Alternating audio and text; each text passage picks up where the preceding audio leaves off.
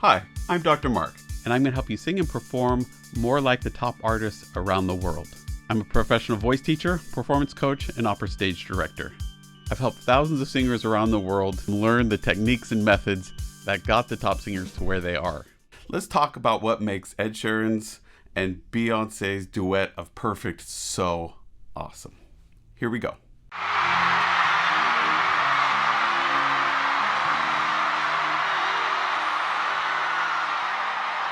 I found a love for me. But darling, just dive right in and follow my lead. Well, I found a girl, beautiful and sweet. Well, I never knew you were someone waiting for me. 'Cause we were just kids when we fell in love, not knowing what it was. I will not give you up this time.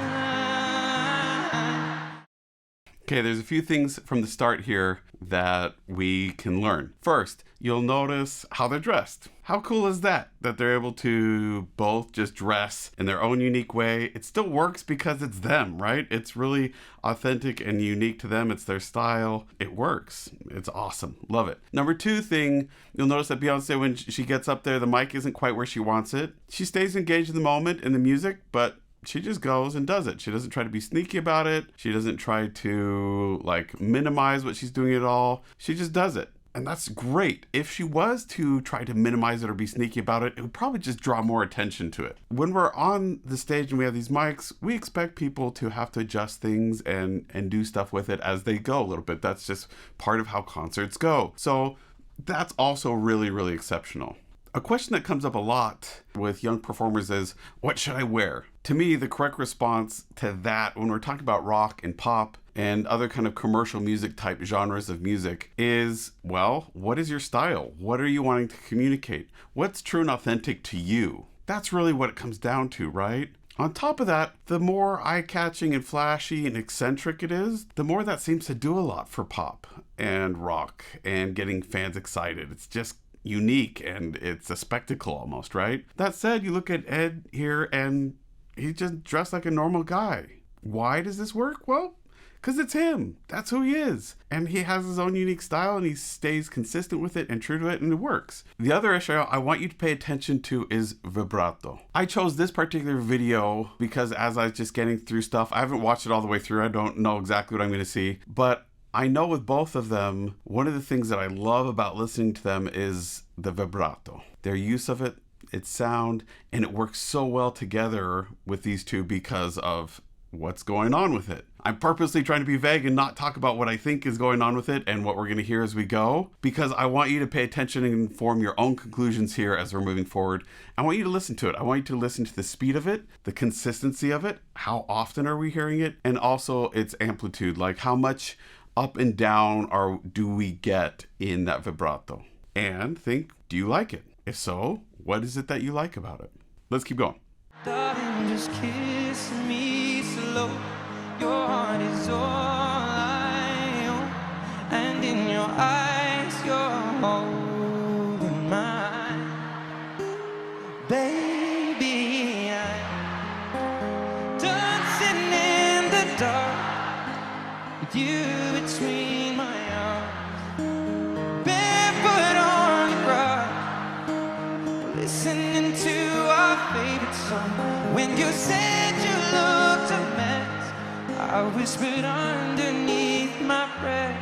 You'll notice that each time he went up to that high note, it was slightly different. If he did exactly the same 3 times in a row, it just wouldn't mean a lot. We'd start tuning out, but it's slightly different. He's adding slightly different colors, different amount of kind of pressure and emotional engagement. He's changing the sound here just a little bit. He's keeping the placement consistent. He's keeping the airflow relatively consistent. He's keeping the sound consistent, but he's just shaping it slightly different each time we're hitting that high note, which helps give it meaning. It helps us believe that he really means what he's saying. Love it. Darling, you look perfect.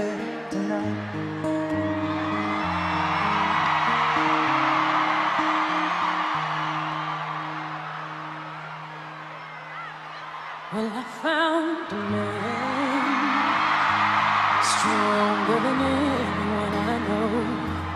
And I share his dreams, I hope that someday we'll share our home. I found a love.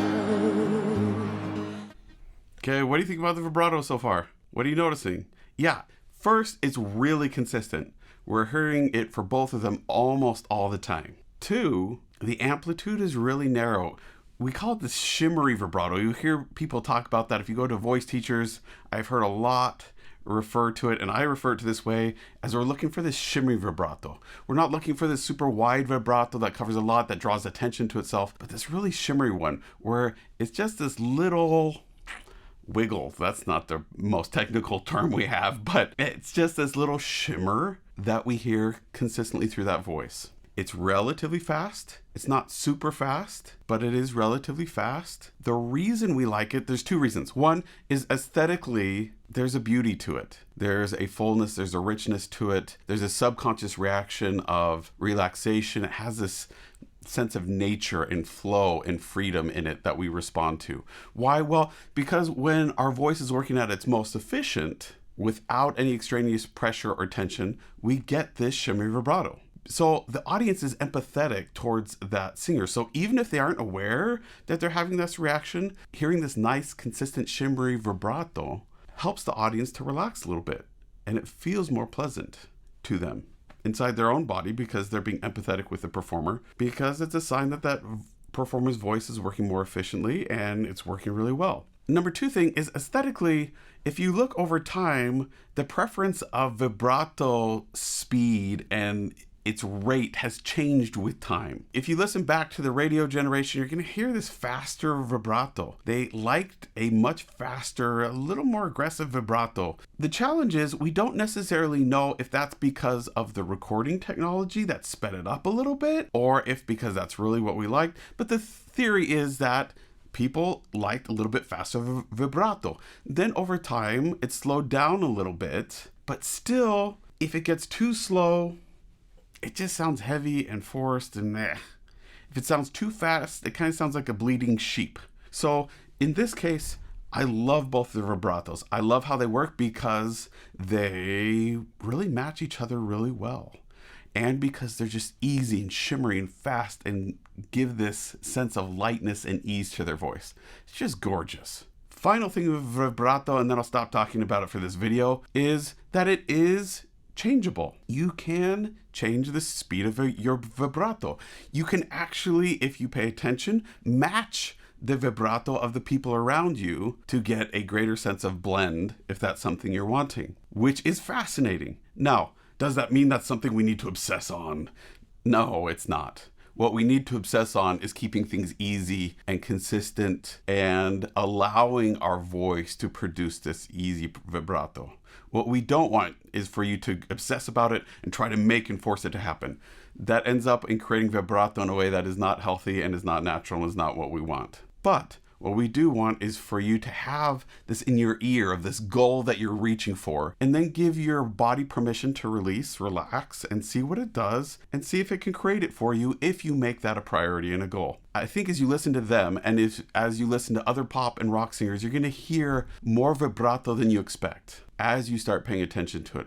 A lot of people, they think vibrato, they think of opera. And opera is not the only place we're hearing vibrato. And the more you'll notice it, the more I think you'll notice that this gap that we, especially in the US, like to perceive between classical singing and pop and rock and metal shrinks just a little bit more for you. So that you'll come to realize that good singing is just good singing, and that the singers who are really doing this day after day after day and doing it successfully are using a lot of the same techniques across all the different styles and genres and how they're creating that sound. Now, it changes significantly with how they shape it, the colors they give, how they treat vowels and consonants, and a bunch of other stuff like that. But at the core of it, the fundamental principles are pretty consistent across all the genres. To carry more than just my secret, to carry love, to carry children of our own. We were just kids, but we're so in love. Why didn't you install us? I know we'll be be alright this time. Darling, just hold my hand. Be your girl and you'll be my man. And I see my future in your eyes. And baby, I'm dancing in the dark with you between my arms, barefoot on the grass while listening to our favorite song. When I saw you in that dress, looking so beautiful, I don't deserve this. Darling, you look perfect tonight. Okay, so a few things that I also want to point out here. One, performance-wise, as you're watching, they're creating this triangle with the audience where their bodies relate to each other. They kind of point their bodies, their torsos in towards each other. So we know they're talking to each other, but they don't just face and sing straight at each other, right? They keep the audience in the discussion by having them be the third person in that discussion and how they're relating their bodies to that person. It's like we're talking in a group, right? And they're also using their eyes to connect with each other and then getting them back out. They're spending the majority of the time, you'll notice, with their eyes out towards the audience. And then in between moments, they're finding chances to connect eyes together. That's huge for the audience. It creates the sensation of connection, which is something we all crave. We crave this feeling of connection, of belonging, and this is one way they create it. The other thing I want to point out here is the consistency of that vibrato, and you'll notice there are times when the consonants force the airflow to stop. So the vibrato stops, the airflow stops, and then it continues. They are being so clear with their diction. I love it. We can understand every word. They're being so deliberate. And the cool thing is that they are not letting it disrupt the consistency of the airflow and the sound. They're not trying to add extra to that diction by putting puffs of air behind it or pulling air away. What they're doing, and the way you can think about it that's going to make it more useful to you, is imagine that both the breath flow and the vibrato are just this constant shimmery, spinning, flowing thing that goes consistently over the entire phrase. Then if we get consonants that shut that down, if we imagine that it continues and it just kind of touches on it for a moment, rather than actually stopping it and having to restart it, it just kind of touches it and gently goes through it. It's like a garden hose, right? And a frisbee. You can put the frisbee in front of it and have it just have the water hit the ground and you're actually stopping it. Or you can still impact and disrupt that flow, but instead kind of fling that water forward and use it as a way to propel that air and keep it moving forward. It seems like semantics, but the reality is singing is controlled by our brain. So how we think about it gets a very different response from our body and how our body produces that sound. And so this is a really helpful way that I found to help singers keep that airflow and that vibrato consistent, even when the consonants have to stop that airflow for intelligibility, even when they are being super articulate like they are here. So another thing that makes them awesome, besides this consistent, beautiful sound that they make, is how clear and consistent they are with their diction. That lets us understand and makes it so we don't have to work so hard to understand them, and so that we can just kind of bask in the beauty of this thing. Baby, I'm dancing in the dark with you between my arms, barefoot on the grass while listening to our favorite song. I have faith in what I see. Now I know I have met an angel in person, and he looks perfect tonight. You look perfect tonight. Ladies and gentlemen, Ed Sheeran.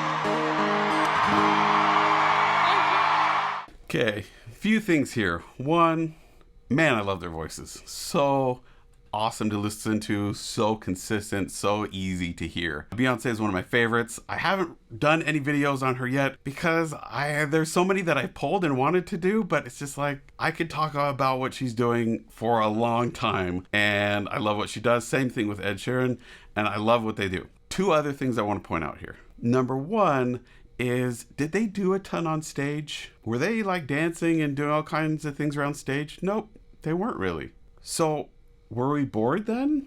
No, I wasn't, at least. Why? Because they were being genuine, authentic, and sincere. This is a common theme if you're someone who's watched my videos before. I love, and audiences love, someone who's being genuine, authentic, and sincere. This music does not call for dancing and a bunch of spectacle. It just doesn't. It's a very sincere, tender, vulnerable moment. They communicated that with their body. We loved it. Does that mean dancing and running around stage and doing crazy stuff is a bad thing? Definitely not. We love it. And in a concert like this, it's really important for variety, right? You don't want to just have relatively static song after song after song after song, because then the audience is going to check out. That variety is really important. But to give yourself permission when the music doesn't call for a lot of action, just to be okay with just being there, not feeling like you have to do a bunch, other than just be a real genuine person, is really, really freeing and really important as a performer to give yourself that permission, because the audience will thank you for it later because they'll love it. The other thing I want to point out is how expressive they are without pushing at it. They don't have to force a lot of sound out of there. There are moments where they put some growl, some tension, some push in there, but in those moments, they aren't really putting a bunch of energy and muscle behind it. They're just changing and shaping for a moment, then they go back to this really healthy, consistent, efficient place. That's really important as well. The temptation is to lock on to those kind of tension moments and think that that's what we want because it's so emotional engaging. No, it's only emotional engaging because it provides contrast and it happens for a moment. We need to go back to that consistent sound. The other thing that I want to point out with Beyoncé, since we have her on here and you get some nice close-ups, is you're noticing for both of them this upper two smile coming out, and how her jaw release is nice and down and back. It's not overly extended. It's not huge and wide, even on the high notes. The high notes don't necessarily force her mouth super wide, but she does keep this nice release down and back. She keeps this placement. So we have the upper two smile and this nice open resonant chamber in the back, and it's just glorious. Love it. Check me out on scaleabout.com if you want a quick response or want me to listen to you singing and tell you what I think, or have questions for me. I'd love for you to join me there. Or if you want a voice lesson, a performance coaching, or want me to work with you or your group to help you sing easier, perform at a consistently higher level, or even just to work on more healthy speaking. If you're an audiobook reader or a business person who has to talk in loud environments all the time, I would love to work with you online. Visit me at mrperformingartstudio.com. I look forward to working with you online.